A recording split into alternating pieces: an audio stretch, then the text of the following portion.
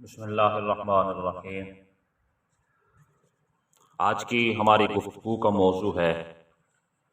کہ نماز جمعہ کی سنتوں کی تعداد کتنی ہے۔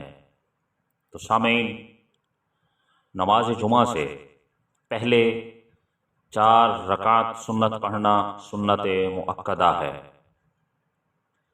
اور نماز جمعہ کے بعد یعنی 2 فرض ادا کرنے کے بعد 4 سنتیں ایک سلام کے ساتھ پڑھنا سنت مؤکدہ ہے، اور اس کے بعد 2 رکعت سنت ادا کرنا یہ بھی سنت مؤکدہ ہے۔ پس نماز جمعہ سے قبل 4 رکعت سنت ادا کرنا، اور نماز جمعہ کے بعد یعنی فرض جمعہ کے بعد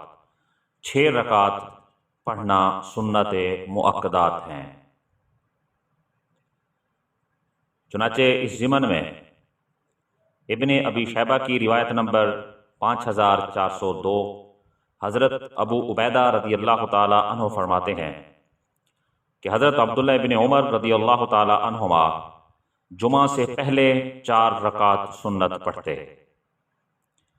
اور اسی طرح مصنف ابن ابی شیبہ کی روایت نمبر 5405 جس کے راوی حضرت ابراہیم رحمۃ اللہ علیہ ہیں، یہ مشہور تابعی ہیں، فرماتے ہیں کہ حضرات اسلاف یعنی صحابہ کرام علیہم الرضوان جمعہ سے پہلے 4 رکعت سنت پڑھا کرتے تھے۔ تو سامعین، ان دونوں آثار سے روایات سے ثابت ہوا کہ نماز جمعہ سے پہلے 4 رکعت سنت پڑھنا سنت مؤکدہ ہیں۔ اور رہی یہ بات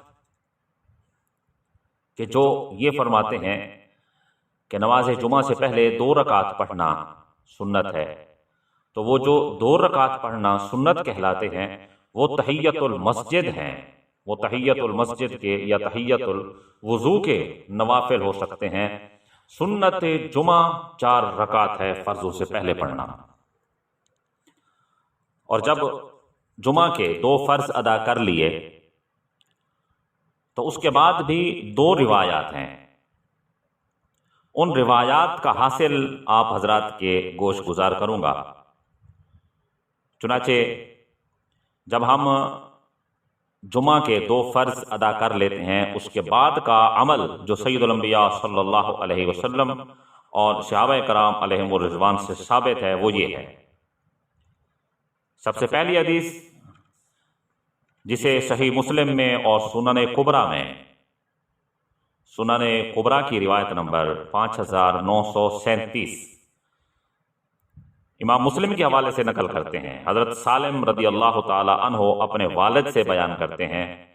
کہ نبی کریم خاتم النبیین صلی اللہ علیہ وسلم جمعہ کے فرض ادا کرنے کے بعد اپنے گھر میں جا کر 2 رکعت پڑھا کرتے تھے۔ تو سامعین، 2 رکعت کی یہ ایک روایت جسے امام مسلم نے اور سنن کبریٰ میں روایت کیا گیا ہے۔ اب دوسری حدیث طیبہ، اس حدیث کو صحیح مسلم میں حدیث نمبر 2036 پر اور ترمذی میں